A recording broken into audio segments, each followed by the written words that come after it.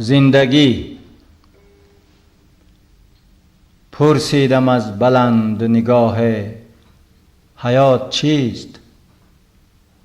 گفتا می که تلختر او نکوتر است. گفتم که کرمک است و ز گل سر برون زند.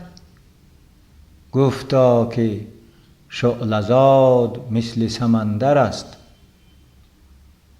گفتم که شر به فطرت خامش نهادند. گفتا که خیر او نشناسی همین شر است. گفتم که شوق سیر نبردش به منزله. گفتا که منزلش به همین شوق مضمر است. گفتم که خاکی است و به خاکش همه دهند. گفتا چو دانه خاک شکافد گلی تر است.